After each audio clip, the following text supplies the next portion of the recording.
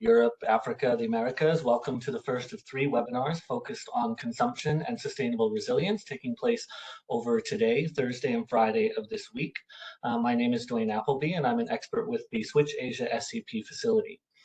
Today's topic, understanding and shaping consumer behavior in the next normal, is one that has been increasingly on all of our minds as we've moved through, of course, the COVID-19 pandemic and many other crises in recent days and years. So this is a critical discussion for all of us to have in our practice, and I'm extremely pleased to welcome the panel today that we have convened for you. I have just a few housekeeping notes for you all before I turn you over to the steady hands of the webinar team. First, this event will be recorded. So if you don't want to be visible, please take this moment to turn off your camera, as the video will become a public asset on the Switch Asia website. And please do keep your microphones muted unless you're called upon to speak. You can please use the chat box to post questions and add to the discussion alongside the panelists. The host and moderator will be drawing questions from the chat throughout the event, and you can also make use of the reaction button to show the speakers when you agree or think that their point is very important. Let them know how you feel about what they're speaking about and the work they're doing. So you can also find a set of reference materials for the webinar on the Switch Asia website by clicking on Events under the Resource tab. And finally, I'll quickly go over the agenda for today with you. So this webinar brings together our panel of experts to think together about how to create a more equitable, sustainable, and stable post-pandemic, post-crisis world that leaves no one behind through the fostering of deeper, more intentional SCP systems. And with that in mind, our discussion will take us through the challenges and opportunities presented by responses to crises, post-crisis strategies for sustainable resilience, and finally, a deeper focus on livelihoods in relation to SCP, inclusivity, and building long-term resilience. This will be followed up by a short period for questions and answers and a more broader discussion among the panelists. And so with that, I will turn you over to Zenaida Fadiva, team leader for the Switch Asia SCP facility, to formally welcome you all and get things started. Please, Zenaida. Thank you very much, Dwayne. Welcome to our distinguished panelists. Thank you for all participants which are with us now and joining, colleagues, friends, welcome. For those of us who are not very familiar with Switch Asia, let me just mention a couple of words. It is the largest technical assistance program of the EU in the area of sustainable consumption and production. It is, in fact, operational in Africa and Mediterranean region as well. But with focus on Asia, we operate since 2007. So it is a long history with a lot of experiences being generated in 2 main areas. One of them is where Switch Asia is supporting the grant projects on the ground with a focus on novel areas and modalities of activities in the area of SCP.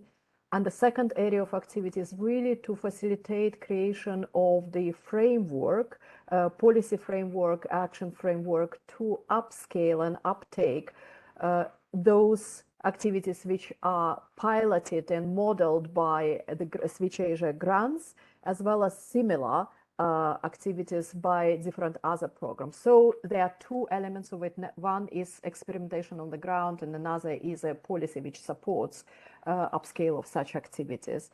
Now, as Dwayne, you mentioned, we are now emerging from the acute stage of COVID-19 pandemic. We are learning to live along the side of COVID. It's not disappearing. But this acute area in particular made us experience incredible impact across the supply chains of the companies, among the consumers, also among the communities. And so our question which we all faced at this moment and still are, is really how resilient our consumption and production systems in the face of crisis. And while this question was posed particularly strongly during the COVID pandemic crisis, of course, it has been accelerated by some other crises appearing right now as we speak. So naturally, there are there are extreme episodes of weather caused by the climate change. There are disasters caused by disappearing, but diminishing biodiversity and diminishing health of the ecosystems. We are facing crises and pressures on supply chain and resources which are caused by war and some other geopolitical crisis. And so we are looking now at the disruption of access to resources, supply chains, impact on workers and communities. So again, the question today is how to build resilience and what is the role of sustainable consumption and production in this area. So we are looking today at the experiences which are brought by our distinguished panelists to us. Those experiences are positioned within the pandemic developments as well as beyond.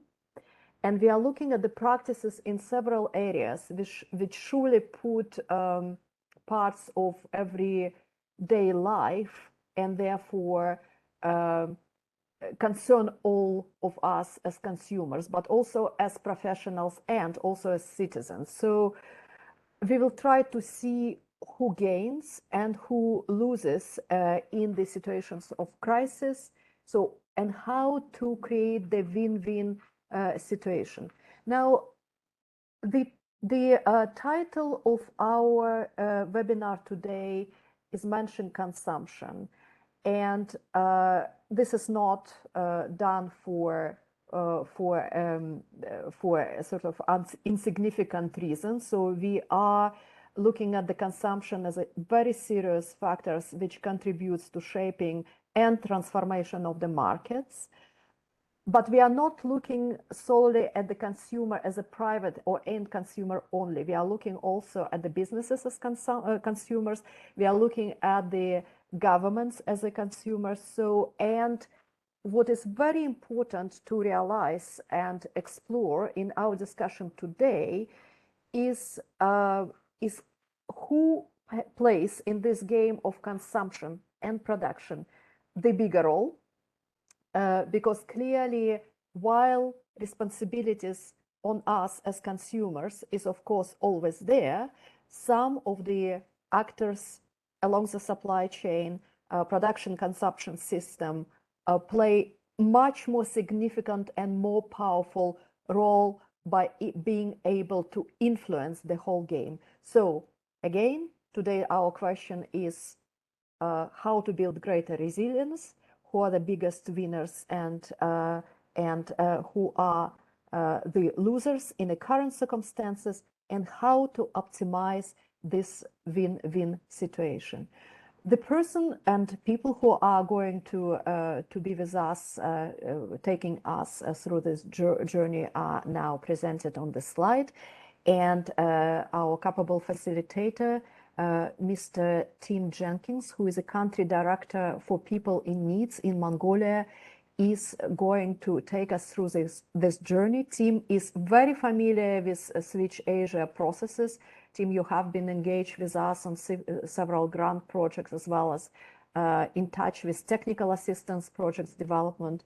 Your organization, People in Needs, are working closely with development of a circular economy models for small and medium-sized enterprises in Mongolia and beyond. You're working with questions which are concerned with SCP, but taking it from the different side. Your organization is working also with issues of climate and well-being. So with this, let me turn the floor to you, Tim, for introduction of the team of panelists and taking us through this exciting journey. Thank you. Thank you so much, Zenaida. I really appreciate being here today. And I want to also just thank the entire Switch Asia team for organizing this event. And of course, the EU Commission at the global level for the continued financial support to all the wonderful work that we do. And Dwayne and Sarah and I were talking and chatting over the last several days, and I was reflecting on like my journey to this point, and I was thinking back, given all the challenges that we're seeing today, and I was thinking back that it wasn't more than 8 years ago that I was working back actually here in Mongolia with young civil society activists to develop the 2030 agenda inputs that would later become the SDGs. And I distinctly remember our conference and report at the time being called The World We Want. And I was one of those, just like everyone else at the event, those young, hopey, changey civil servants that believed my very core that the world was going in the right direction. But then fast forward to today, and I don't think the state of the world is anything that we could have imagined, and certainly we weren't hoping for. A global pandemic, a war on the European continent, backsliding in democracy, in places that we once described as beacons of hope, and then climate change related disasters from the deadly floods in Pakistan to the wildfires in Europe and North America. So yeah, the world we want isn't quite what we had hoped for, but it is the only one that we have, and we do have to continue to fight for it. So I'm still that hopey, changey guy from my younger days. And I just often need like an injection of inspiration from time to time to keep me going. And that's why I'm really excited for today's panelist. We brought together entrepreneurs and leaders working across the region that are reshaping businesses to be greener and consumers to be more conscious with their purchases. Sometimes the world gives us lemons, as my mom would always say, but we must resist the urge to give up and throw them away, throw those lemons away. Instead, I think we should take inspiration from our panelists like Xiang Li and her Pride on Our Plates project and repurpose those lemons to make lemonade. Sustainable consumption and production, as you rightfully mentioned, whether it's at the national policy level or consumer centered, is one of the ways for us to rebound from all of these dueling crises, to come out in the years to come as a more sustainable society up and down the supply chain. So I'm really thrilled to introduce several inspiring colleagues in today's panel. So I'd like to ask if each of you can briefly introduce yourself and the work that you do. And I would actually like to start with Pranshu, if you could unmute your mic and 1 minute brief introduction about you and the work. Thank you. Thank you, Tim. Greetings, everyone. I am Pranshu. I am the founder of an organization, Karo Sambhav, which literally translates, it's a Hindi word, which literally translates to make it possible. We work in the space of circular economy, and our main focus is to look at multiple sectors where circularity is not being practiced and work with enterprises very closely so that circular loops can be created. So we focus on developing collection systems at a grassroots level so that the products that have been put on the market, at the end of their life, they are collected back. We then focus on recycling of these products via an ecosystem approach.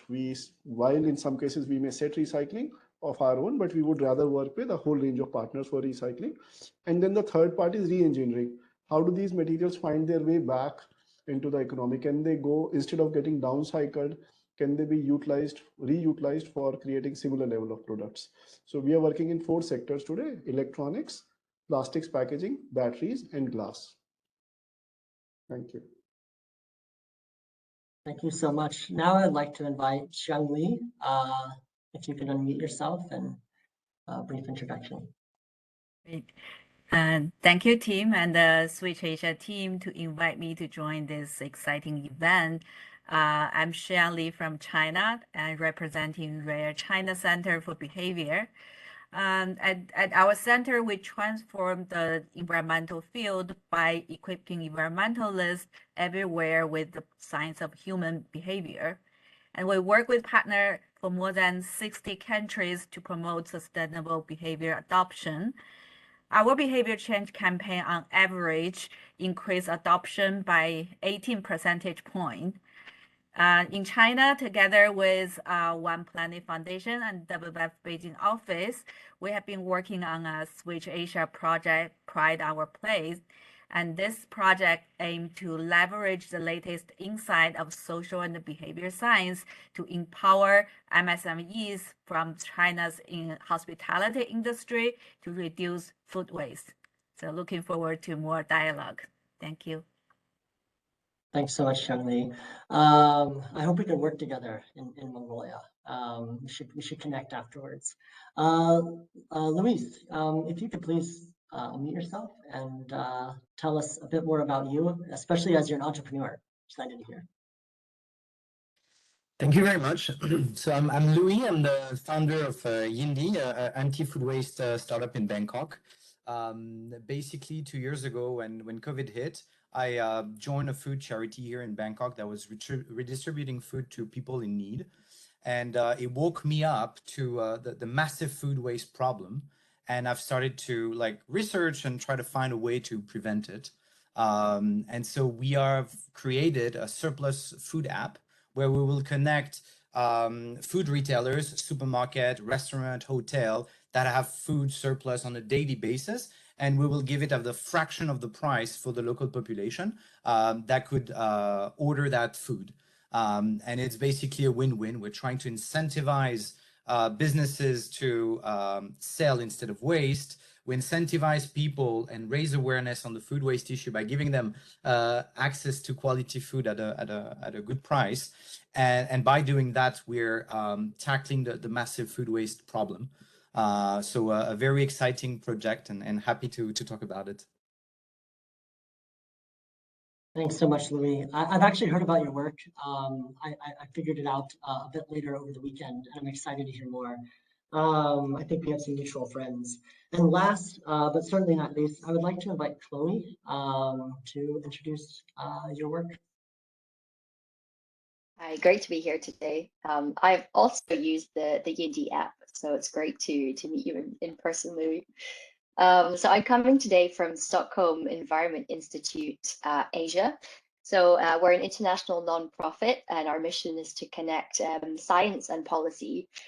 So we're working through a lot of different spaces, but specifically, I'm going to be talking about some work that we've done looking at waste systems, household waste behavior, and the role of informal workers in Bangkok and how we can promote inclusive circularity. So our work at SEI, we have a major focus on social equity, inclusion, and justice. So this is the kind of angle that I'm going to be coming from today, so to present a bit of the kind of academia perspective. Thank you. Thanks so much, Chloe. Looking forward to hearing more. So now we're going to pivot to the first theme of our discussion, and it's on response to crisis. So as we know, during the COVID pandemic, we witnessed the vulnerability of communities and countries to weaknesses inherent in their unsustainable national and, of course, our global systems of production and consumption. I think all of us remember times where food was missing off of shelves, basic supplies that were needed, not just in our communities, but of course across the Asian continent. And we've gone from looking at this challenge for many of us at kind of a localized issue, but what we're seeing is truly something that's much larger and systemic. And I was wondering, and I kind of want to start with you, Louis. Can you share what you've seen in terms of who are the winners and losers from this crisis, and who are those that have been left behind, and also how have you been there to kind of bridge that gap?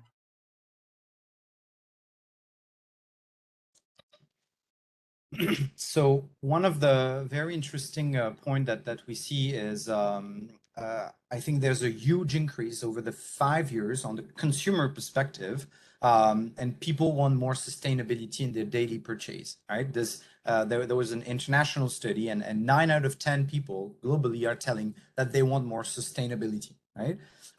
So this is a big win. People want to change, and that's something that was not a big win from the beginning. It had come with a lot of campaigns, a lot of awareness, but people now understand that there's a global warming crisis and we need to do things. The problem is, especially in Asia, a lot of people are not ready to pay the cost, right? To be more sustainable, it usually includes higher prices. If you want an alternative to your plastic bag, it's more expensive. If you want solar panels, it's more expensive than your traditional electricity, right? So we see that sustainability and affordability are key to change people's behavior, right?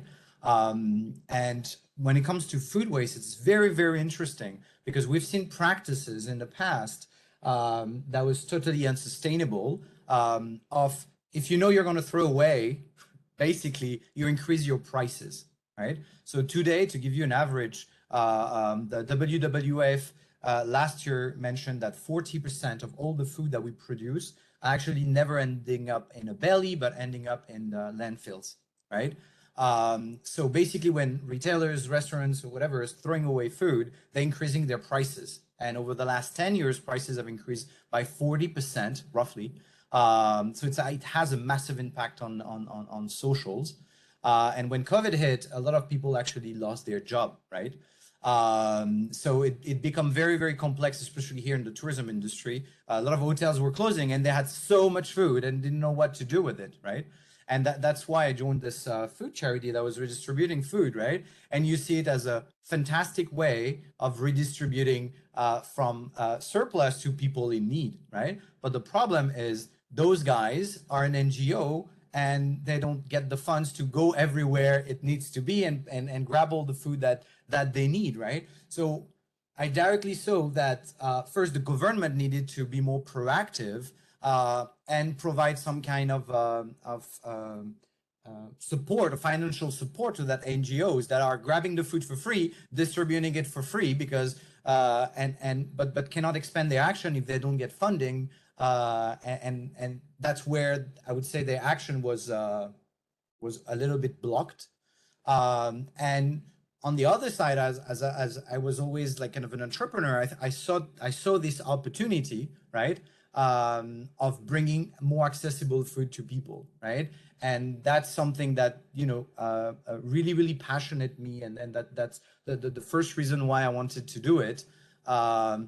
And yeah, and the goal now is to really bring this kind of solution both together with NGOs and a solution like Yindi to really try to solve this surplus problem and turn it into something that is more, I would say, impactful and can really, really have an impact on reduction.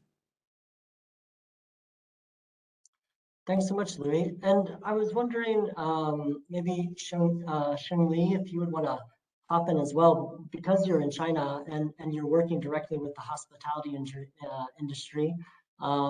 If you have anything else to kind of add to Louis' points. Yeah, definitely. I think in China we actually experience a similar trend. And as a behavior change agent, I'm always very curious about how people's behavior change during this pandemic. And I think usually people would think that if you want to change people's behavior, you need to first change their attitude. But during the COVID pandemic, what we see is people first change behavior, then their attitude is changed. So all of a sudden, no one is prepared, but everyone stay at home and put on mask in public. And this is a massive behavior change. So no matter where you are in the world, billions of people all of a sudden change their behavior together. And consequently, I think the way of interaction with people is totally changed. Then people's mindset also changed. And everyone start to think of their lifestyle and to find out you don't actually need that much to rethink to keep a good life.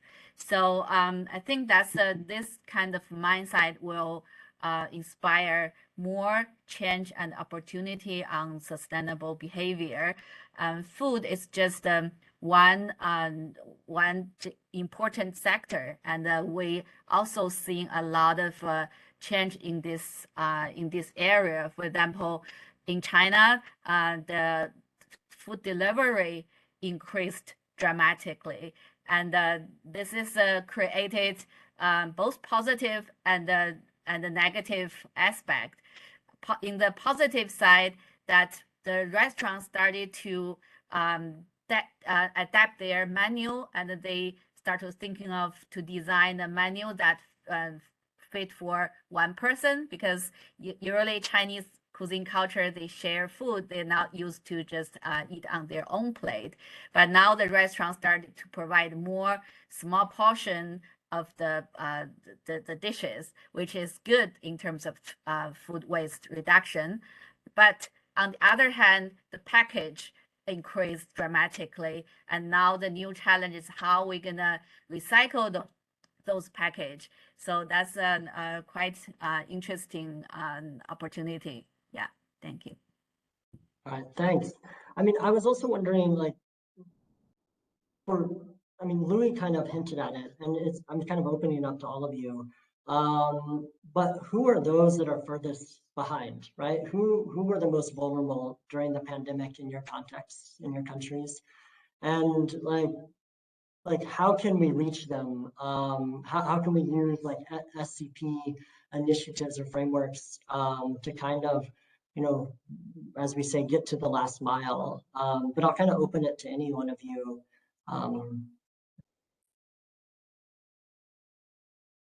Chloe, if you want to go, it's fine. Sure, yeah, I can take this one. So I guess from the work that we've been doing, what we've seen is that the informal workers are particularly vulnerable during these periods. So they don't have any kind of social safety nets. So when lockdowns are announced and they can't go out on the streets, they have no source of income. And not only that, but they're the ones who are sort of rummaging around trash to find recyclables, and they're exposed to harmful contaminants like masks and ATK tests. And then within that, we have sort of elements like gender. So we found that on average, women are earning about 25% less than men. So I think here we see some people who are definitely falling through the gaps. So that in Bangkok, at least, we don't have any kind of system of registration, any way to provide healthcare services to these workers that aren't coming from things like NGOs. So that's definitely shone the spotlight on a gap here. Yeah, thanks, Chloe. Pranshu, I kind of want to bring you in as well, particularly from like India's context. And we saw a lot of the struggles early on in the pandemic to both keep people somehow working, yet trying to also ensure folks are safe. Yeah, what did it look like during the pandemic from your perspective, and also more importantly, like how did you guys intervene? I'll focus on the circular economy space instead of stating about spaces that I'm not really aware of. So one of the big challenges that's happening, formal sector challenge, as Chloe just discussed. So majority of the waste, and I would say this not just for India, but for most emerging markets, so almost 95% of the waste is managed by the informal sector. So the formal systems, though they exist, but the ability to collect, sort, fully recycle is very poor. And this is true for all varieties of waste.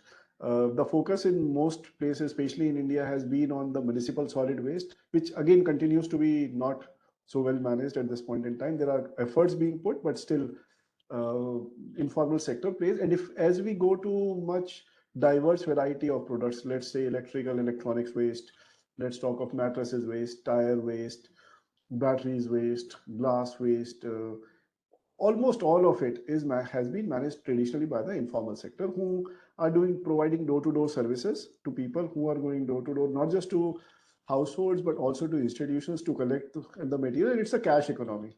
And there are all types of challenges, but these challenges are there because of livelihoods protection. So you see a lot of child labor engaged, you see a lot of abuse in this space. So a whole lot of, if I were to talk from a supply chain perspective of secondary raw materials, this is a very risky supply chain.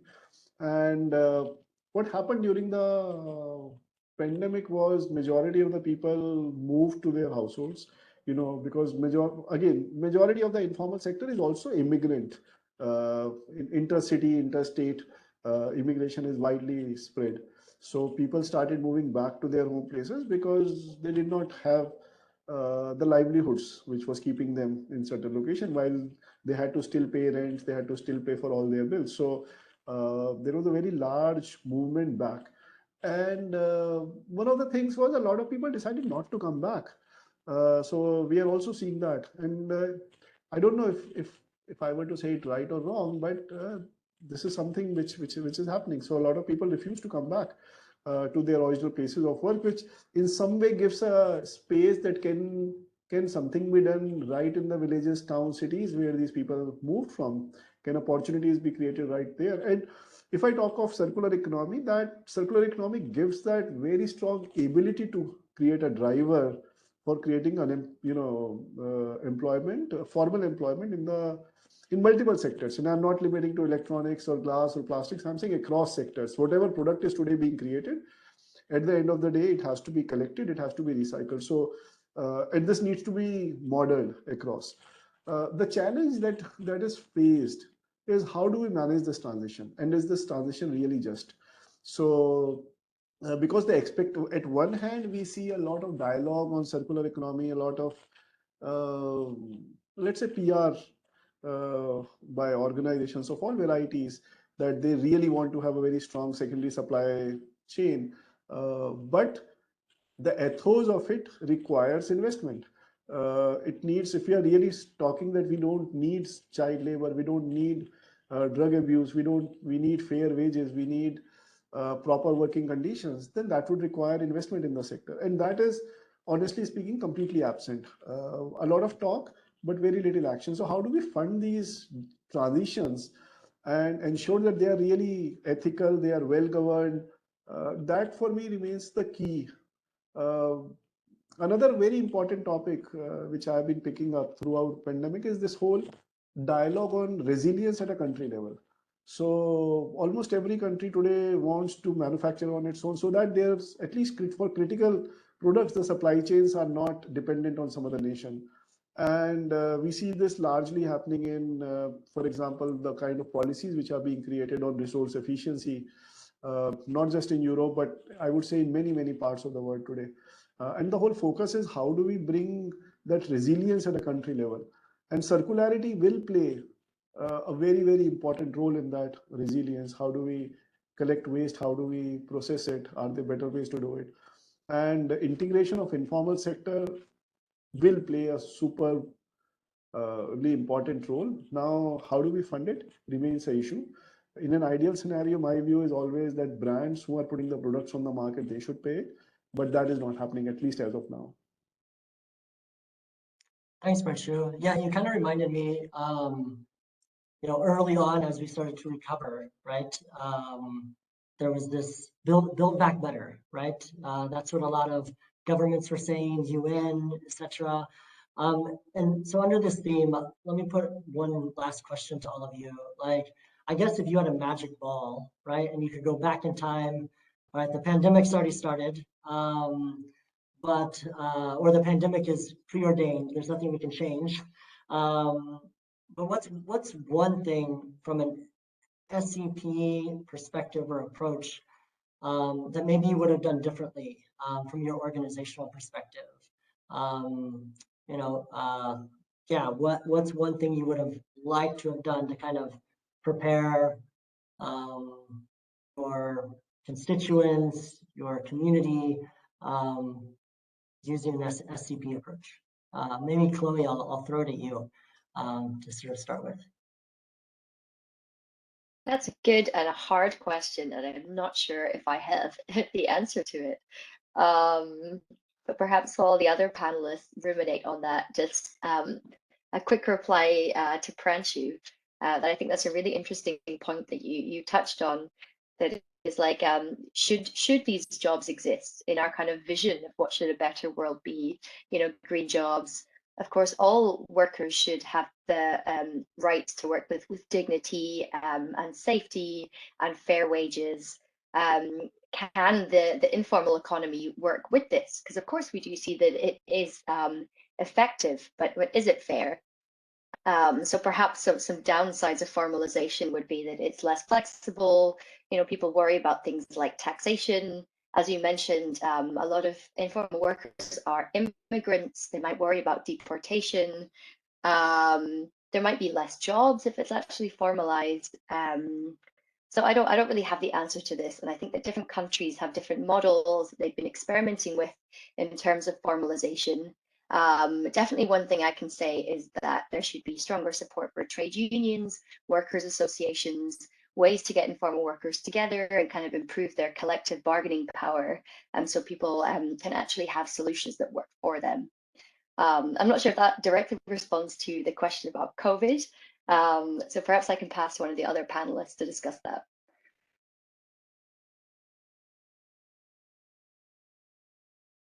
Yeah, well, maybe we can go ahead and move on to our next thematic session or topic, and it's on recovery, post-crisis strategies for sustainable resilience. Does that sound okay? Yeah, great. So having identified weak points in local and global responses to crisis or crises, how can implementation of sustainable consumption and production practices help us create stronger recovery and of course build resilience? And I think we've already kind of been touching on this from what Pranshu, you were saying. But yeah, under kind of that build back better theme, as it were. Yeah. So maybe I'll throw it back to maybe Pranshu, if you want to elaborate a little more, because I think you've raised some really good points on, yeah, like what's next. So I'll also try to answer the previous question that you had asked. So would I do something different? I really don't know. Because the change is so large and it requires, it's a systemic change. So at times one feels hopeless, but also at the same time powerful that, okay, how do we trigger? Can I be that one trigger to bring in that change? But it's a very, very, very challenging issue. So to drive circular economy, and I'll focus again on the topic because for me, SCP is very deeply linked to circular economy of today.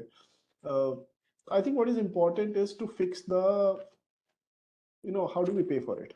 Because whether we are talking of informal sector, I mean, a lot of these challenges exist because there is no willingness to pay for the right thing. So otherwise, a lot of things probably would have changed. So how do we get the right funding in this approach becomes a very, very critical factor from my point of view. And one of the analysis, we have been trying to figure out what is the cost of really going circular? What does it mean in terms of price impact? So what happens to the price of a regular good if I were to ensure this, and I'm talking of material circularity essentially. So if you are to truly drive material circularity, what kind of a price impact? And what we are finding is in majority of the cases, the impact is 1%, in many cases, seriously less than a percentage point. So what are we even talking about? Why is this change not happening? Is this lack of enforcement at one end? Is it sometimes, clarity of policy? Because voluntarily, I'm finding it probably is very difficult to make it happen. Assuming that, claims will lead to real action, which will lead to real change, which will lead to X, Y, Z. I'm just not, I used to be a believer in volunteer action, but I am finding it the kind of urgency by which we need to act. That urgency cannot be met by the by the approach that we are seeing. So a lot of talk, little action. So how do we drive that action? And for me, enforcement plays then a very critical role, a very strong policy supported by very strong enforcement, which drives funding in the sector. Because for me, unless you have money to drive those changes, we can all talk about it, but that finance is today missing. And that finance should ideally be paid by individuals who are procuring the product. So that is how I would not look for subsidies. I would not look at someone else doing something. As consumers, let us start paying for it. And if the impact is as little as 1 percentage point or more, depending on the sector. So some cases it can be as high as 3 to 5%, but for others it is even 0.01% on the average selling price of the product. So for me, that becomes critical. And how do we bring in that change to make this happen, this shift? Pranshu, you're making my job really easy. So yeah, panelists, how do we pay for it? From your perspectives, from your context, I think that's a great question. Whoever wants to jump in. Yeah, I can jump on this one. So for me, I'm really focused on food waste, so I apologize if I really talk about that topic, but it's very interesting what we see happening in Europe, for example, where you had a lot of startup and entrepreneur joining the what we call the food waste tech, right, or the circular economy, and that started where there was a big gap, where the government was not putting laws, where the big retailer were lacking some solutions, and they find that business gap and enter it and build some different solutions. And then it become a big thing because those companies were starting to grow to be very, very big, and now government is starting to implement very important laws that are part of changing the game, right? So if you think about France has been very, very pioneer in putting a law that was actually fining with huge amounts supermarket that was not donating food that was edible. Right? The law is just you cannot throw food if it's edible, right? And you have to donate it. You have to have a scheme to donate that food to someone, right? To an association, to a local community. Otherwise, we're going to fine you, right? And that was super, super good. And now it's been very successful and has been implemented in Italy, in Spain, and I think it's spreading around the world. So the first one was the stick, right? But they were also trying to find incentives, because it's not only by punching people in the wallet that you win, right? And they also implemented some tax advantage if you actually donate your food, right? And that way, it's very interesting because here it doesn't happen. The company that are receiving the food, they receive the food for free, right? So the company declare it as I'm throwing it away, right? So they don't have to pay taxes, they don't have to do anything. And the company redistributing the food is getting the food for free, right? And basically this NGO receiving the food for free, if the company doesn't get tax incentive, they're not going to declare it. So the NGO cannot say, oh, I just got $1 billion worth of food, right? They say I have zero worth of food, but I'm distributing it for free. And basically, when they want to become an NGO, then most of their costs are their employees, and they cannot be declared as an NGO because most of their costs are staff, right?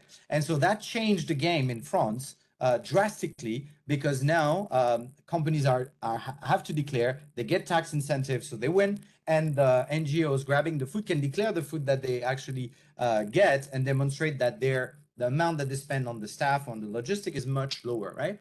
So I think that the entrepreneurs are great for innovation, but they cannot be alone, right? And they need the government to come after and start implementing long term so that this resilience happen, right? And I think that this example in food waste is very, very emblematic of a success case, but should be much faster because this took 20 years.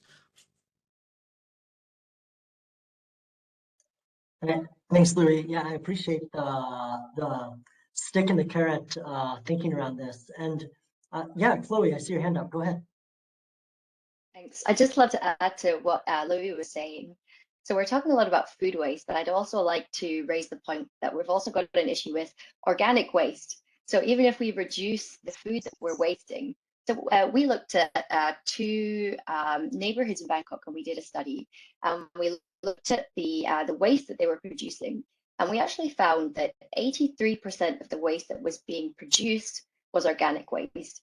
And when you factor in things like donation and recycling and composting, that went up to 90% of the waste that was thrown away as trash was organic waste.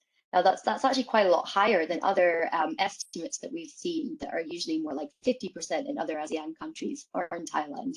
And so we're talking about financial incentives. How do we pay for it? So if households don't have any financial incentive to do anything with their organic waste, this is a big problem, and this is something when we're thinking about circularity in Asia. So one thing is that it can be. Oh, getting some feedback there. Is everybody muted? Okay, I'll carry on. So it could, of course, be centrally managed by the government. And then how does the government pay for that? And then if it's going to be managed by households, are there some kind of community schemes or incentives that are either financially motivated or motivated by other means?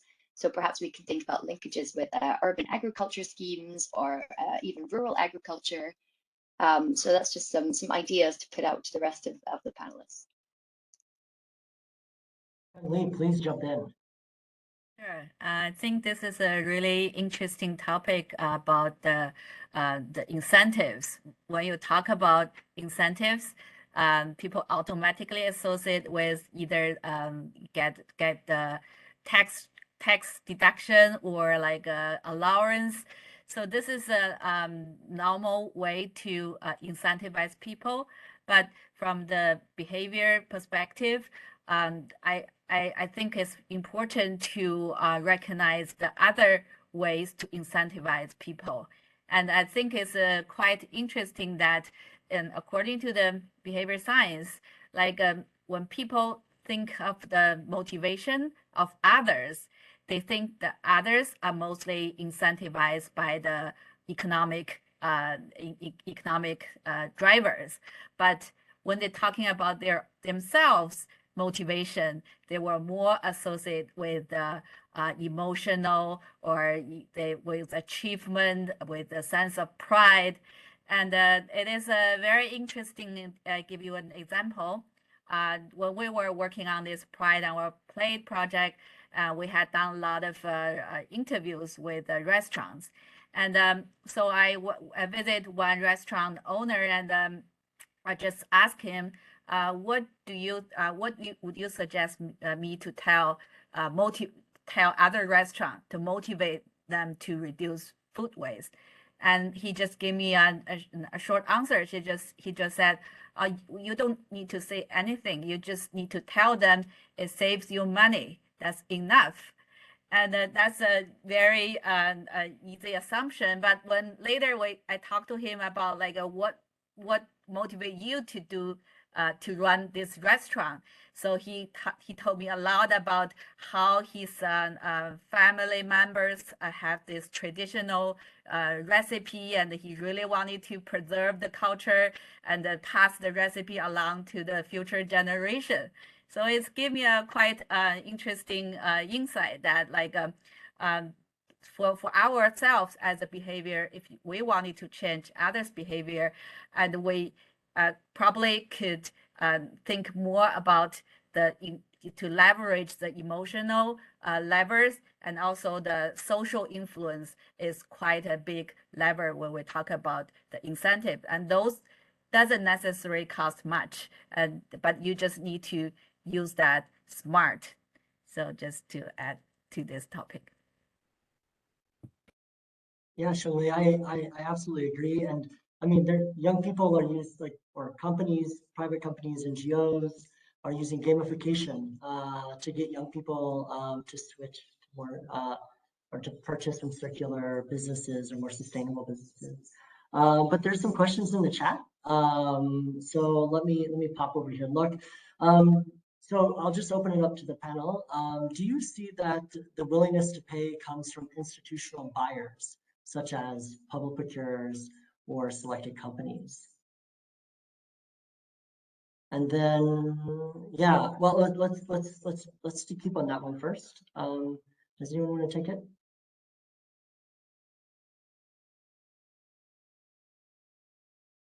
Maybe Chloe. I'm gonna no, okay. Yeah, what else? And there's another one. Okay, this one's kind of going back a little bit. Sorry for missing this. But I think it's an important one to discuss. How does one overcome reluctance of formalization in the informal sector? So maybe either Louis or Pranshru, do you want to jump in? Yeah, I can try both of them. So from a reluctance point of view in the informal sector, I think informality in some way today has its own benefits. It has benefits from a non-taxation point of view. It has, so, why do people want to remain informal? And this is coming from, a lot of work that we have been trying to do. It is essentially they feel protected if we are informal.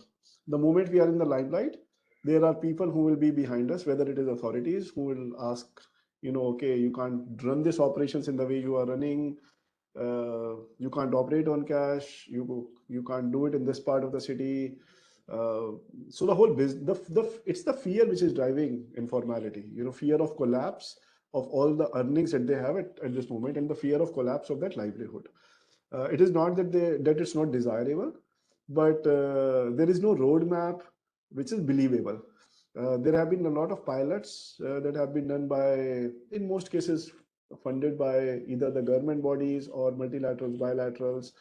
And in even one case, I don't see a real change, which is sustainable, which means that, okay, as an informal person, I have shifted my business to a formal space, and now I wish to continue doing this. And my focus is purely on, again, waste streams, where I'm talking of, where I have a real intervention. So I don't see that fear disappearing. That what's the benefit of becoming a formal player? That is not very pronounced. That is not very clear. Even with people whom we have been working with now and who have been formalized for over 5 years, I see a deep urge to go back to the formal ways because the belief is they can earn better. There will be no taxation. There's just so much more which can be done because you are hidden. So this fear has to be taken away. Do I have answers on how to do this? I don't know. It's a very systemic thing. But things like, if I were to talk of India, things like coming off, GST-based taxation system, billing changes, now, money moving from a very cash-based economy to a very digital economy. I think those kind of things will propel this adoption. Can we catalyze it? Again, large-scale financial changes are required to make it happen, but it is likely possible. And we are seeing that happening as digitization is driving a lot of things. We are seeing this happen because money in cash is also not available so freely today. If I were to take to the other question, which is about willingness to pay from institutional buyers, I see still reluctance on the seller side instead of the buyer side. I believe there is a strong value proposition. And if that value proposition is given to an institutional buyer, people will not be saying no because the price increases ridiculously low. We are talking of less than a percentage point or something around that. So I think the value proposition has not been created, and wherever it has been created, the price increase is not truly reflecting the cost of going circular, but it is just, can I sell greener products at a much higher margin? So it has been driven by that instead of just accounting for the true costs of going circular. So I believe there are enough people who would be willing to pay today, but that value proposition, we see very little cases of that true value proposition where it is not leading to excessive profiteering, but a true increase of what is the real cost of going circular. Only that has been put into the pricing. So I don't see those cases today. Thanks, Pashru. Louis, I was wondering if we could get your take as an entrepreneur on the willingness to pay from both institutional buyers, but also just, I mean, you've touched on this already, but even broadly speaking, because I remember when I was living and working in Thailand, you know, there was some growing demand, there's some growing interest from, you know, large hotel chains, restaurants, to like to kind of I guess market to us environmentally conscious folks. But I'm curious, like from an entrepreneurial perspective, yeah, like do you see the trend growing from both kind of public procurers or larger companies in this willingness to shift? Is there a market there for you and for others? It's interesting. I mean, every market usually when it starts need early adopters, right? The first one that will jump, take the risk, pay for it, and if that works, then maybe the technology, maybe the solution can then expand to become mass market, right? So that's where usually the government is usually subsidizing small startups when they are the ideation stage, when they are at the proof concept, and usually it costs a lot of money because you have to pay the salary, the solution is not scalable, and it usually comes with a high cost. So most of the country in Asia have this usually ecosystem of startup. We were part of a food tech incubator called SpaceF that was linked with the National Innovation Agency, and they partner with some huge retail group, Thai Bev and Thai Union. So one is food and beverage, and the other one is seafood.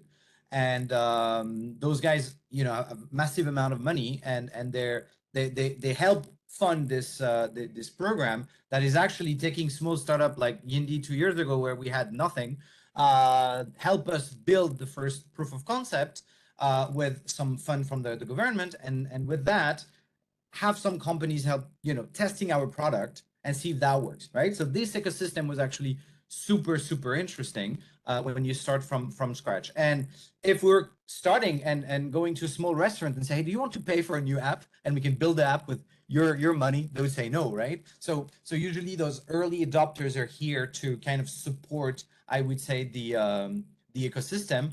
And now that we have the platform, that we have the application, then we can propose it for free to the merchants, right? And that's where it becomes interesting. And if I jump on what Changli was explaining, it's true that when you talk about sustainability to the local businesses, of course they want to be part of it. Of course they want to do what they can, but most of the economy still lives on the daily revenues, right? So it's very hard to think about long term when you live on the daily basis. So money is the one driver for businesses to start joining a platform like Lindy and reducing food waste, because when they throw away food, of course they're throwing away resources and carbon footprints, but they're not thinking about that. They're thinking about money. I'm throwing away money when I throw away food, right? So if you bring that benefit, it's usually what make them tick and say, I want to join. And then you have the cherry on the cake. Oh, now you can put on your social media that you're doing something for the planet, that you're reducing food waste. And that's usually what they talk after, right? At the beginning, they come for the money, but they actually really proud of doing that, you know, in the PR side. And for the consumer is a little bit the same, since nobody told them that food waste was actually having an impact on the planet. Nobody cared, right? Because nobody told you that when you throw away a kilogram of a tomato, you throw away 200 liters of water, right? Nobody see that. And so they come on Yindi because there's great discount, 50%, 80%. People are super excited about it. Thai people love discount. And then you tell them the story, right? This is not a discount for marketing, right? It's a discount because otherwise we throw away the food, right? And it's actually one of the first step, right? And then maybe this consumer that will get the food at 50% will come back and try again because they like the you know, having a positive impact, and they'll talk to their friends, and maybe they'll reduce food waste at home and pay attention when they order from a restaurant in the next, right? So this is, I would say, the first step, and it comes with financial incentive. Wow, thanks, Louis. I'm gonna hand it over to Shangli because she actually touched on one of your points earlier, and I saw also you had raised your hand. But indeed, like I think sometimes it's just as easy as saying, "Hey, you'll save money," and that's what Shangli said about that restaurant earlier. So Shangli, come on back in. Yeah. Sure. Yeah, sure. We can talk about money. It's important. I think I wanted to share some recent research findings on the Chinese consumers' willingness to pay for the sustainable products. And actually, to our surprise, the result is 81% of Chinese consumers is willing to pay at least 10% more of the for the sustainable product than the average product. And even 17% say that they willingness to pay more than 30%. So this is a quite important data. And also, if considering the large amount of Chinese consumers, if we can leverage that, that would be great. The reason is currently they're not spending that much because we also find out for the Chinese consumers, a lot of them saying that the biggest obstacles for them to be more sustainable is like 38 said that they don't know where to buy and they don't know what are those sustainable products because it was very can be confusing for the Chinese consumers when they talk about low carbon products or sustainable product. They don't know what they mean, and so if you don't help them to understand or they don't trust if this product is actually made of sustainable practice that they wouldn't really purchase. But I think that there are a lot of potential for brands, companies, and also for like a behavior expert to champion and to address those barriers to leverage more power from the consumers. Thank you. Thanks, Shangli. And did you hear that, Louis? Scale up potential in China. So let's have a call with Shangli after this panel to see how we can scale up your app into China. Yeah. Sure. Yeah. Yeah. Chloe, go ahead.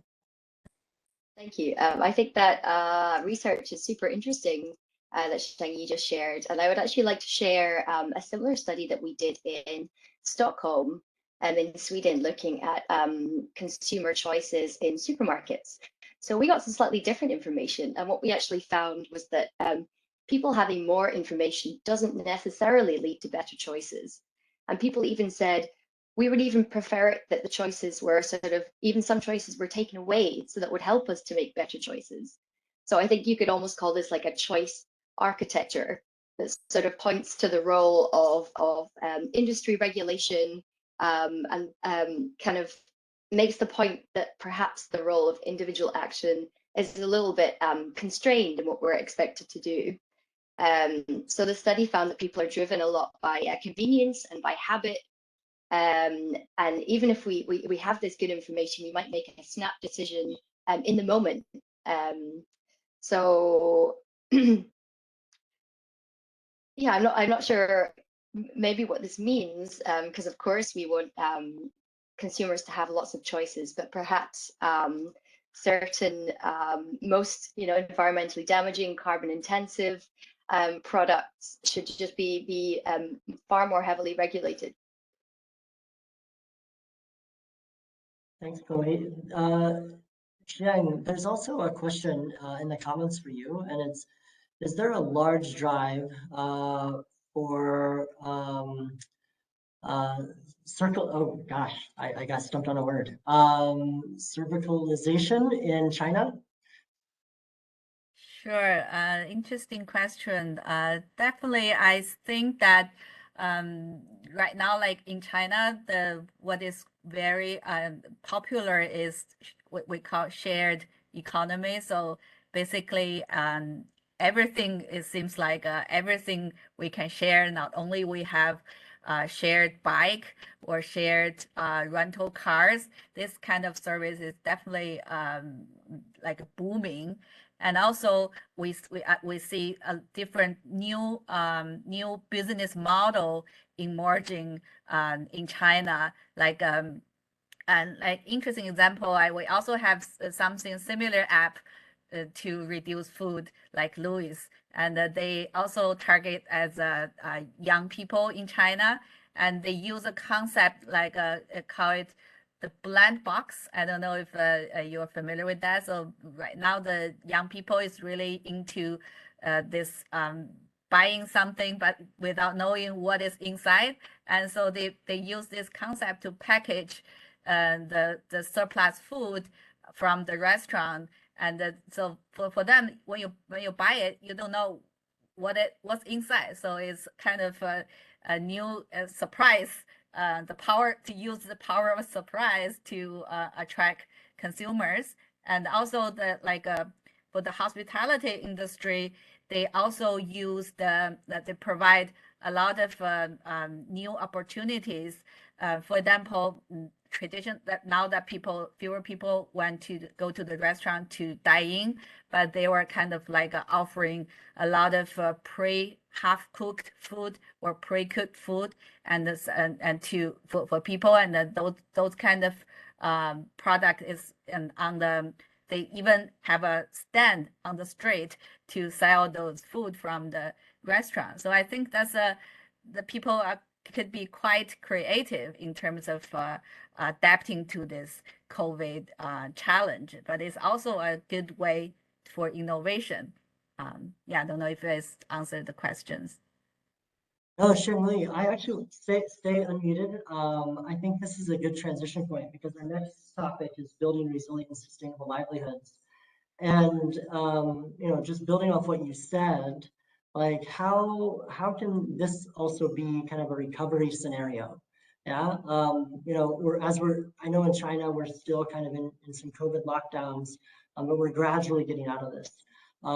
So what does that look like in terms of sustainability? How do we address these issues of affordability, right?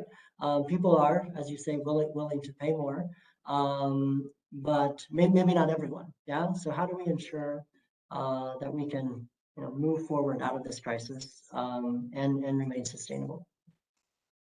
Sure. May I jump in for this question? Of course. I think move forward, and I would definitely see this good opportunity for the awakening Chinese consumers, Chinese people, and the carbon, for example, the climate change has now become a very popular topic in Chinese people's life, and also like previously, people always approach the climate change as a government's responsibility or the big corporation on energy transformation. But now more and more people start to realize that individual behavior change play a critical role. And just as many of you know, that an IPCC report this year also recognized that if people change their lifestyle towards sustainable lifestyle, that we can reduce 40 to 70% of carbon emission by 2050. So this is a huge, very important message for everyone. And the thing is that now that everybody is get a sense of urgency, but very often they don't know what to do. And because there are so many things seems you can do, but from the behavior angle, if you have too many choice, people won't, it's not good for behavior change. So what we have been trying to do in China is work with the partners and to actually prioritize the most high impact behavior. And also not only in terms of the carbon emission impact, but also in terms of the behavior change visibility in China, because maybe the behavior that has the biggest carbon emission impact, but because of the culture factors, they cannot be accepted by the Chinese people. So we was tease out those kind of behavior. So we wanted to make the choice for the Chinese people simple. Just give them 5 to 10 options, and they can help them to choose the one that most relevant to their life. And this also made us easy to track the behavior change and the impact. So that's something we're hoping to have share more later this year when we complete these studies. Yeah, thank you.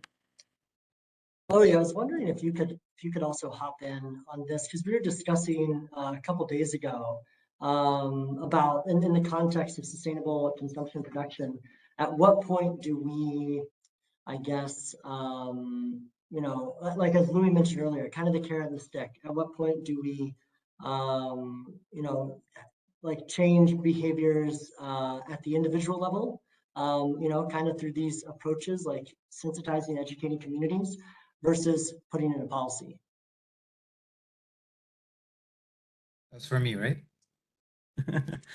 Or well, or maybe No, Chloe no, first, no, and then Louise, we can come to you. Yeah, it doesn't matter. Yeah, I have a very interesting example here in Bangkok about, I mean, I think that the first point for a consumer sustainability journey is, as Chloe mentioned, you need to cut the habits, right? And I think that's the most difficult one. Okay, you need to change your habits and switch to a sustainable habit, right? But driving this first change is usually the one that is difficult, right? And so you have to find a way as a company to drive this first change, because once the habit is there, if you're recycling every day, then your habit is here and you already do it, right? And so and you not always have the financial, I would say, way of doing it like Yindi, because we're cheaper than normal food, right? This is a strong advantage that we have, but in general it's not there. And there is this very, very interesting entrepreneur here that was trying to solve the recycling issue at home and at in the condos in Bangkok. And it's like, I cannot pay people to recycle plastic, because if I tell them, hey, you get 1 baht for every kilo of plastic, they will say, well, I'm earning, I don't know, a $0.25 per month. I don't want to do it, right? It's not the incentive is not there, and they're not going to do it, right? So what he came up with is to say, hey, if I get thousands of people to recycle it for free, then maybe I can offer you know, discounted restaurants. I could offer you a Ferrari maybe if we have 1 million people recycling for free, right? So he came up with this idea of a lottery. So if you're recycling at home, then you win a lottery. You can win. You participate to a lottery, depending on the amount that you're recycling. And if you do it regularly, then you get more points. Blah, blah. And that's how Trash Lucky company started, right? So you don't need to incentivize straight away, but give the feeling that you're going to get something out of it. That is not, because it's not intrinsically, I want to recycle, right? But if you want to recycle, then you already do it. But a lot of people just don't know that how to do it and blah, blah. And you tell them, hey, maybe you can win a kilo of gold. Maybe you can win a free restaurant ticket. And people will be like, okay, then I might do it because I want this free thing. And then you break the habit, people are interesting for not the right reason, but we don't care because they're changing their behavior. Then they do it, they gain point, we have the gamification aspect coming in, and then you can remove the award part, because after a few months, you know you're not going to win, and you just do it because you know it's fair and it's the right thing to do, right? So I really like this example of a company that was trying to break the habit of just, you know, throwing away, not paying attention when your food is. And actually now they're implemented in hundreds of condos, recycling a lot of plastic. So it's something that has been a lot of repercussion here in Bangkok. Chloe, go ahead. Yeah, I think that's a great example. And I also know of the work of Trash Lucky. That's a super interesting way to do it. And I'm glad you raised that. I have a lot of thoughts on this topic, so I'll see if I can capture them all. I think that so we've talked a lot about financial incentives. And what we can see in our work is that households do tend to collect waste, separated waste, for financial incentives because they can then sell it on to informal waste collectors. But this only works for very low income households because, as we've been saying, it's not worth a lot. So unless you amalgamate a lot, then it's not going to be helpful to you. So if we're looking more at middle class households, financial incentive isn't really a good driver. So I think the lottery system is a great idea. You know, the actions of companies like Yindi, who just kind of, you know, just go out and do it and start to make a change and get people excited about it. But then maybe also one other further thing I'd like to add, that maybe relates a little bit to what Xiang was saying earlier, is we also found a driver of behavior of household separation being this feeling of collective action, that you know, we need to do our part and we feel inspired when we see other people doing their part. And so that works in both a positive and a negative way. So if households say, oh, you know, I do separate my waste, but then I see bin men coming along and mixing it up, so what's the point? So but then if I see my neighbors doing it, then I want to do it as well. So I think this is one kind of feeling that we can tap into. So if we're designing like campaigns or education, we can have some kind of yeah, just to tap into this feeling of everybody kind of doing it together. And maybe if we can start that from very young, you know, education with young people, and that could also be one interesting way to do it. Thanks, Chloe. Yeah, someone said in the chat, super interesting thoughts, and agree with you, Chloe, about bringing up Trash Lucky. Louis, that's such an inspiration, and I know some of my colleagues are in the chat, so I hope they're listening, because we should definitely check out what Trash Lucky's doing. It sounds really, really interesting and applicable to what we do here. There's a question in the chat for both Chloe and Pranshu, and it's, how would you talk about it? Okay, sorry, let me rewind. It's on the urban poor and consumption. So how would you talk about it beyond stressing that their consumption needs to increase? How would you give them some agency in the area of SEP, but, and a big but here, on their terms? So Mayor Pranshu, let me pull you back in, and then Chloe, you can follow up. So this is an interesting space, you know, and we have been struggling on how do we, so when we talk of, let's say, you know, educational programs or awareness programs, what do we talk to students of schools which are not so, you know, where the per capita income of the parents is not very high, and what kind of consumption dialogue do we do? And because the consumption is anyway almost next to it's a very, very low consumption space. So the focus that we have had in this space is more on green jobs and the kind of spaces that can be created, the economy that can be created where this sector can participate. So it's more about engagement from creating a sector, a circular economy sector, and what's the role of this group of people in making it happen. Because the ability to participate, the ability to create those jobs, in some way, one can even say it's, you know, a circular economy will require a lot of workers who are going, collecting, sorting. A lot of formal jobs have to be created. So I have always looked at this group more from a opportunity point of view, that can we create green opportunities for them, and that's their contribution, instead of looking at from a consumption angle. And once they are participating in this green growth or green job story, they definitely would understand whenever time of consumption comes that they need to consume right. So at least that's the way we have been approaching and thinking about this, because there is really no other message, because the consumption is anyway very low.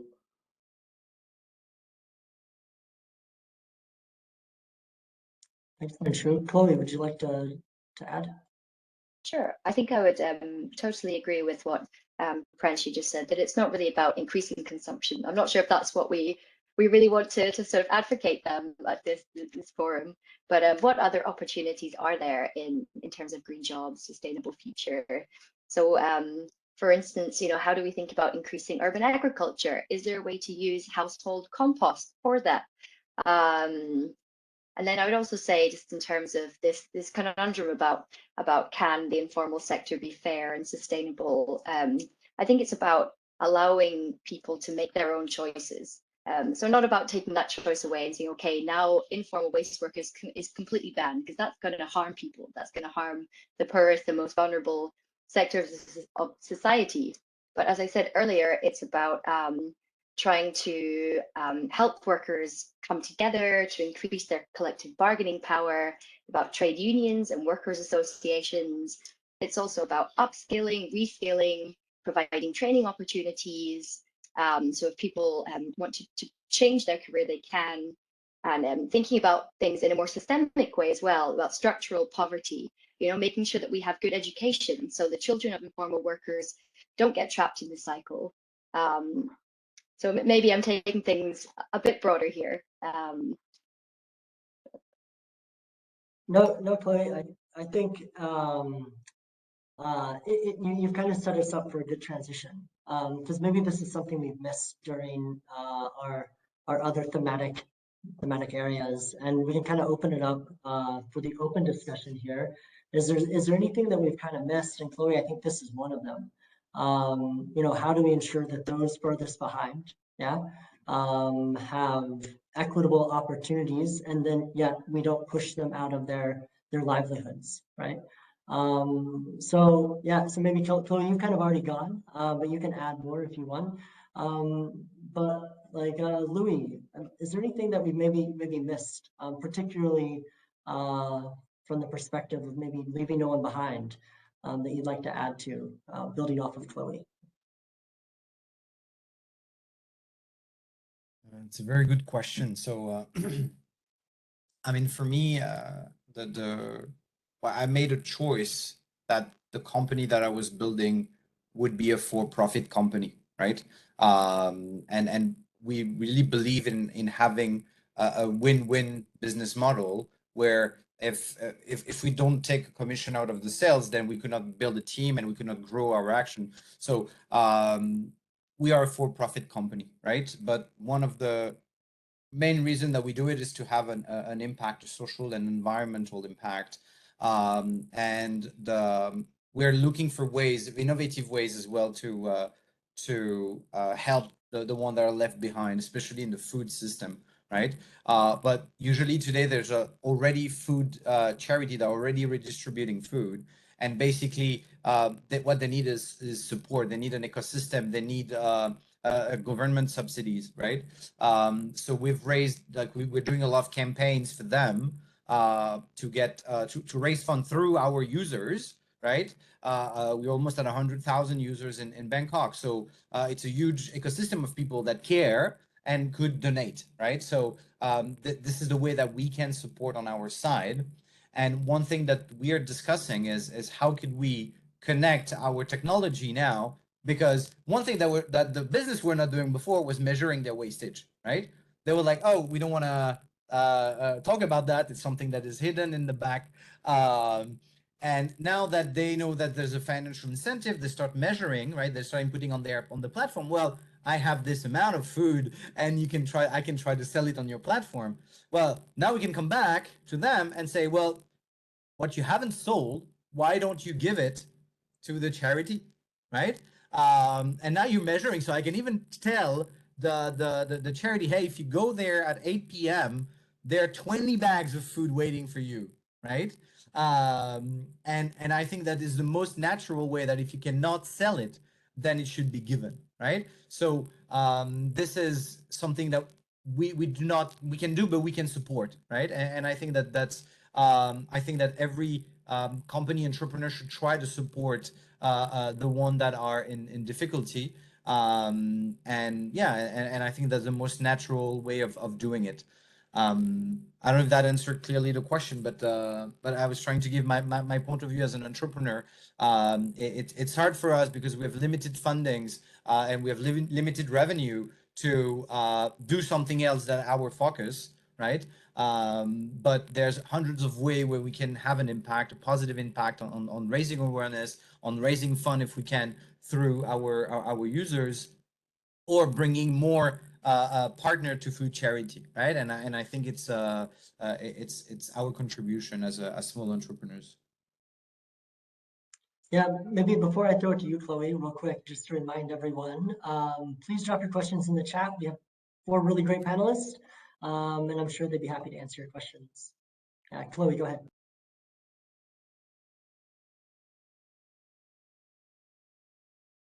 Oh, Chloe, you're muted. Sorry, you have to start over. I'm sorry, thank you. So I actually have a question for Louis. So when we're thinking about the informal sector, of course, it's not just waste workers. In Bangkok, we also have thousands and thousands of informal food vendors who I'm sure were also very heavily affected during the pandemic. So do you have any insights from Yindi about who's the kind of social demographic that are using the app? Are there ways that sort of informal food vendors can be integrated? Are there tech solutions for this sector? It's very, very interesting. The informal sector here in Thailand, but I guess it's the same in Asia, is actually very technologic. They all have a smartphone, they all have internet, they all have a food delivery application. They all have this PromptPay, which is a payment by phone numbers, right? It's super fast, interbank. You don't even need cash in Bangkok, even if you buy street food, right? I think China with WeChat was really pioneer on that, and Thailand has followed.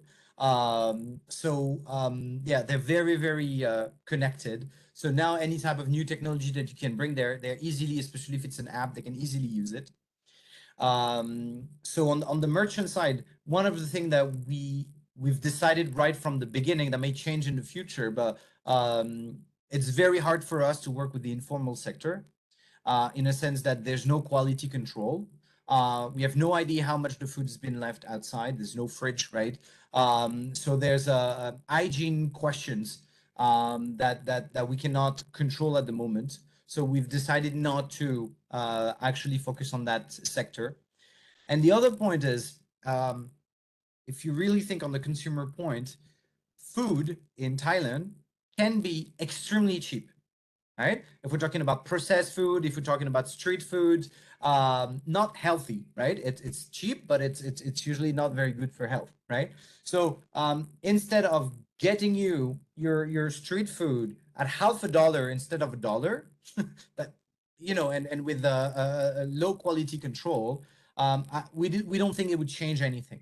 But now, if we're talking about high quality food, if we're talking about organic fruits and vegetables, if we talk about local restaurants where the food normally is more expensive, now you have 50 to 80% on that food, a fresh salad bowl, a poke bowl, or anything that normally you would not afford now becomes more affordable, right? So our goal is not to make food cheaper, is to make quality food cheaper. And that's, I would say, our focus. And then when we switch back to the consumer, it's the same thing as people that are used to eat on street food find Yindi a bit expensive because they're used to eat for 50 baht or 80 baht. And on Yindi, from we have 5-star hotels that sell it at 150 baht. That's double what they normally pay. Your fancy bakery, it's still 200 baht, so 3 or 4 times what they used to pay for a meal. So this like I would say, the lower end is still not touched with Yindi, right? For us, it's still a middle class people that want to access quality food at a reduced price. And they are the one also more listening, like students, young workers, listening to the environmental impact. But what we have as a vision is that no food should be wasted, especially if it's edible, right? So as we grow and reach more of a mass market, then we can reach more mass brand, right? And if you think about it, we're starting working with Big C, which is a big supermarket chains. We're in discussion with some convenience stores. And now we're really talking about supermarket at every corners that have product at every price that you can even go and pick up by yourself. And we could offer in the future things for $1 or half a dollar, and you get food for your family for 2 days, right? Because we're really talking about massive amount of food waste. And I think that the day that we do that, this is when Yindi will become a way for people to actually save, even poor people, to save a lot of money or feed their family with, you know, half a dollar or something like that, and get a big surprise box of whatever 7-Eleven hasn't sold, and really reduce the gap, right? So this is more of a long-term vision. And as I said a bit earlier, we had to start with early adopters, people that are ready to pay maybe delivery more expensive, maybe and make food waste kind of sexy. And to make food waste or food surplus sexy, we had to focus on really high quality food, bakery, cakes, to convince people that the food was great. And now we're trying to go from more of a, you know, affordable premium food to really mass market affordable food.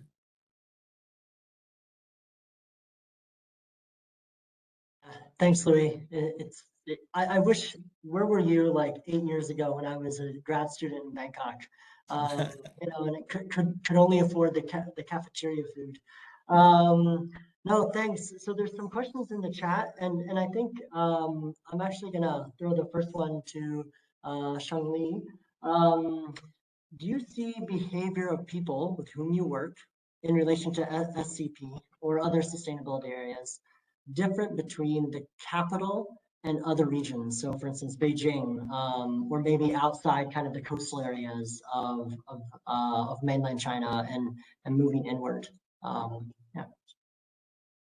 Yeah, interesting question, and also especially the answer is definitely true for China's case because China is so diversified, and given the example, so given the Pride Our Play project, we're working with different pilot cities in China. And interestingly, we had a pilot city in Beijing, and also another pilot city we're working on is in Kunming. So we can already, so just for you to understand, the Beijing is the northern part of China, and the Kunming is located in the southwest China. So the culture and everything is quite different. And of course, in Beijing, we are targeting with those restaurants that they have more competitive competitions among the restaurant various industry.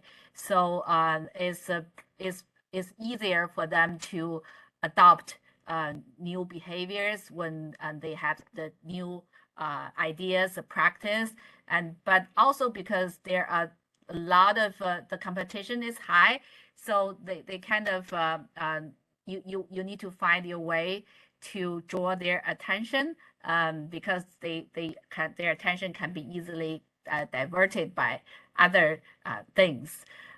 While we're working in second tier or third tier of the city, the people is more laid back and relaxed, and also their behavior change is mostly more close to their family or community circle.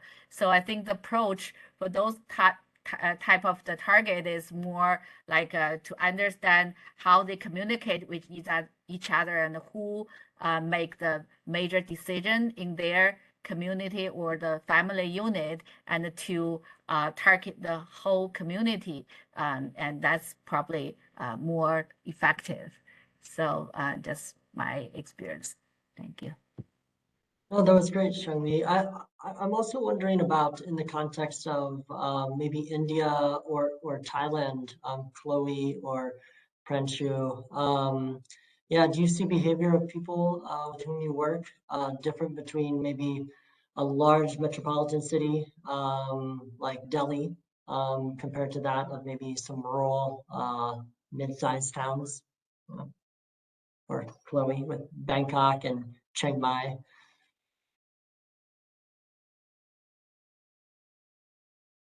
I can talk about so we have our operations spread both in large cities and small towns, sometimes even uh, very small towns, kind of villages. And what I find is a positive behavior from an environmental point of view in smaller towns and cities. Uh, this was surprising to me. I always thought it would be rather the other way around. The higher the literacy, the better the participation in programs. But what we generally find is that the connect to nature is much better in smaller cities and towns. So, and that is what plays a crucial role. So, and that emotional connect rather than rational argument wins over.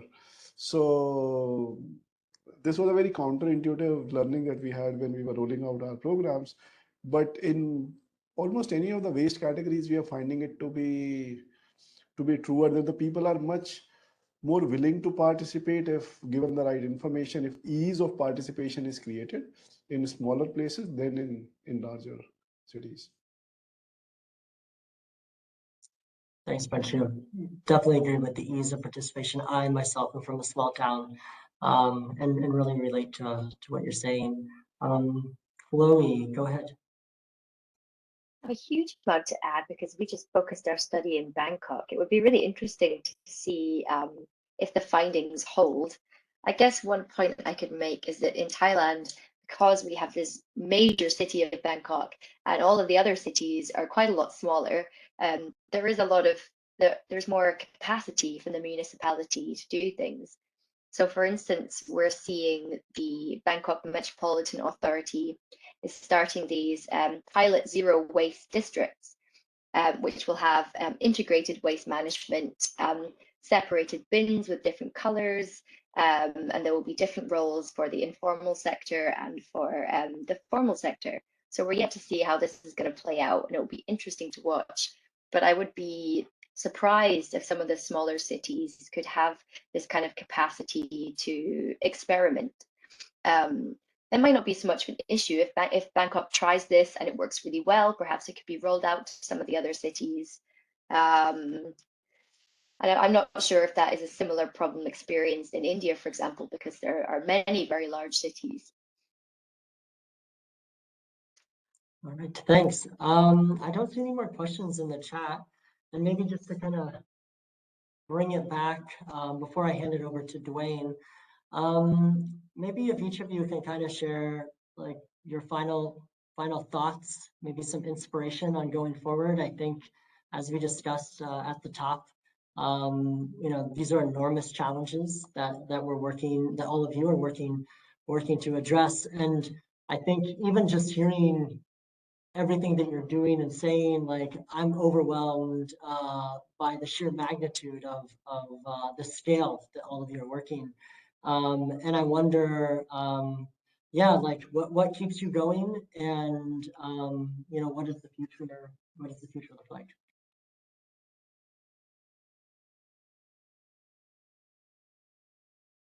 Louis, why don't you start us off some inspiring words?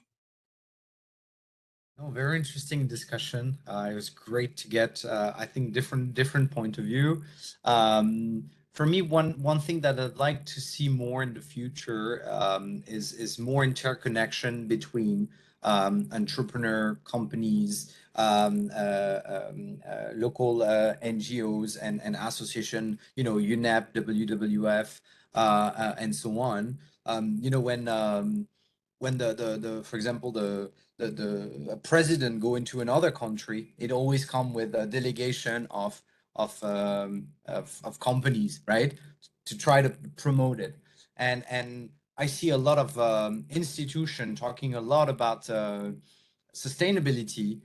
They have a huge ecosystem of super company, of super local startups, and they never like get them and promote them to big company, right? It's been 2 years we have this project. We're doing most of it by ourselves, and none of the UNEP, WWF, doing campaigns about food waste ever told us, why don't you come with me hand in hand and talk to the CEO of CP Group, right? And I think that this is how we're going to make change, is interconnecting, because we have the same goal. We're all going into the same direction. but nobody's going to succeed alone, right? It's not a little company that's going to change. It's not a big company that's going to change. The government not going to change if it's not all together. And because you're seeing so many things happening, then you're forced as a government to change, you're forced as a company to change, right? Or you're forced as a consumer to change your habits, right? And for me, that's the main, I would say, message is, well, for sustainability or for social goals to be won, it needs to be as a global one entity altogether. And that's why I really enjoyed this discussion of having, you know, different mindset and different backgrounds. So congrats on organizing that. Thanks, Louis. I will definitely pass these notes on to our friends here at the EU, because I agree, why not have a delegation of sustainable companies rather than, you know, oil tycoons and others? Yeah, let's promote what we preach. Yeah. Maybe I love think tanks, but I love action too. me too, agreed. Yeah, maybe Pranshu, do you want to hop in? Kind of final thoughts, give us some hope and inspiration for the future. So I think the good news that I'm seeing is earlier there was no talk even, and the fact that a lot of people are talking, some action has started. So there are birds which are emerging across. I think it's a matter of time that we will see real results. I think the role for organizations like us and is how do we catalyze this change, and in a way that we can really achieve it in the time that we have left, considering the decade of changes. You know, we are talking of this decade as a decade of change. So how do we make it all happen in a fairly substantial way during the next 8 years? So playing a very strong role as a catalyst is super critical for all of us. But my belief is it's going to happen. Thanks, Pranshu. Agreed. I mean, everyone on the call here today, I think we have a responsibility to be catalysts for change. Most definitely. Chloe, go ahead. Sure. Yeah, it's tough in Bangkok sometimes, because you know, certainly when we see things like plastic waste, it feels so endemic, and it does get easy to become disheartened. But as you said at the beginning, I think it's been so great to have this discussion, and it's made me feel more inspired, and like things are actually possible and tangible. Um, I think that if we're talking about things like behavior change and changing norms, many of these things will take time. So we have to think in the long term, but it's also very urgent. So we have to take short-term actions and do things quickly. And perhaps by taking these changes, it will inspire that long-term norm change and behavior change. So I think we have to push on all fronts. We have to think about, yeah, the role of entrepreneurs, the role of policy to regulate, the role of individuals, and by taking these actions from all sides, then we can hopefully advance circularity. 100% Chloe. And I think that's kind of the beauty of all of us here today. Like we have entrepreneurs, we have NGOs, think tanks, intergovernmental agencies, government, and like I think together, you know, there are different levels of urgency, and I think if all of us are pushing together, maybe we can speed up this process. Yeah. And last and fourth, certainly not least, Xinyang Li, can you jump in? And before you do, just remember, Louis and I are going to come to China. We're gonna scale up his business, so we'll all work together. All right. I'll be the first investor. I work for an NGO, so I don't have that much money, but I'll scrape together what I can. Okay. So count on Louis and I coming in. Great. Rena, go ahead. Go ahead. You need to prepare for be competitive. So yeah. Yeah, thank you. I think this is really a great learning experience for myself. And also, if what I learned from this COVID pandemic is the one thing I learned is uncertainty. So COVID make everything like increasing the uncertainty, and that profoundly influence everyone's lifestyle and also the way we're working, because we cannot rely on our past experience, and that the way we thought was working in the future will not. So the only thing is certain is change. So I think as a behavior change agency, we really wanted to advocate the more people to incorporate behavior science, behavior insights into their into their work. No matter this is a policy making, or it's a business, or it's a civil society, and we all need to update our existing tools and to incorporate what human behaviors react to this uncertainty, because a lot of those decision making made by the human is rely on irrational factors, and that's changed a lot of current assumption of how we addressing those challenge. So yeah, love to work continually developing more behavior tools and to add our cent to this sustainable consumption practice. Yeah, thank you. Thanks, Shangli. Indeed, the only certainty is change. And with that great transition, I'm gonna hand back to Dwayne so he can offer some reflections and a closing. So Dwayne, over to you. Thanks. Thank you very much, Tim, and thank you to all of our panelists. This was a great treat to sit in on this conversation. I think that as we saw, highlights from different types of activities, stakeholders, we're getting kind of what I think of as a glimpse of the best of Switch Asia. This is what we're all about. If I can paraphrase Louis in saying, when we're approaching this, when we're approaching sustainable development, recovery, resilience, nobody is doing this alone, and we leave no one behind. We're moving together as one, supporting each other. So I think that right off the top, the lesson that I'm walking away from this session with is that we have this solid set of practices and principles for creating crisis recoveries that really center equitable, stable, and sustainable ways of living. Government, of course, has a very strong role to play here, creating incentives for more sustainable behavior for businesses and consumers at the household level, as well as the disincentives that drive change. So business can really innovate to fill gaps in the sustainable recovery spaces. And this is especially important when we're thinking again about those secure, sustainable, and equitable livelihoods that we've been talking about that build the resilience that's necessary to weather the next crisis. Because as Zenaida mentioned off the top, we are dealing with many crises at the same time, and this ongoing triple threat in the background of climate change, biodiversity loss, and pollution. So another thing that really jumped out at me, talking about the livelihoods, and Chloe, I think maybe you were the one who raised this the most clearly, was that crises disrupt incomes.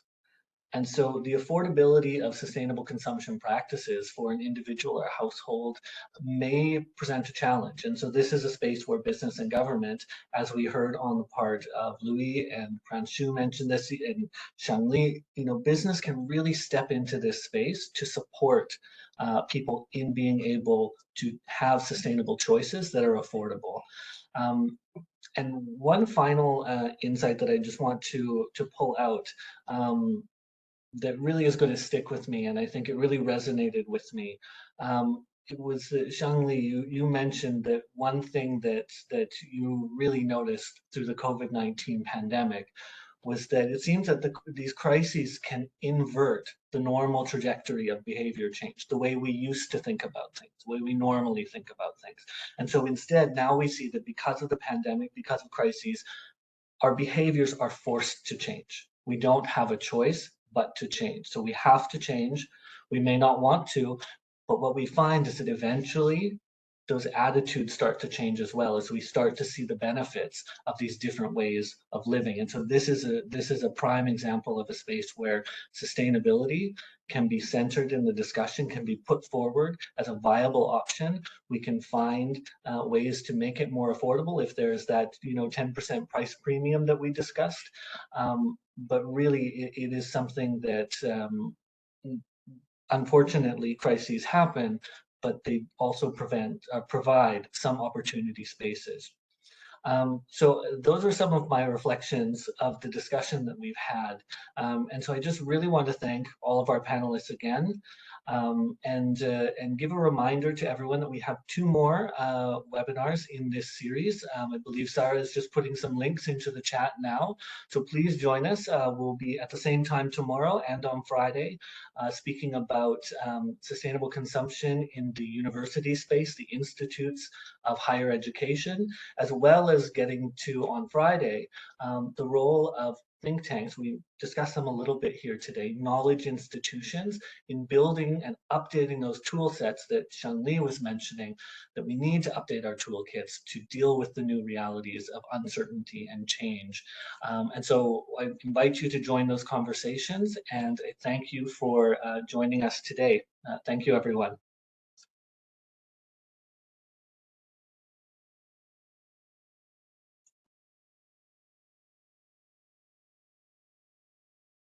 Thank you.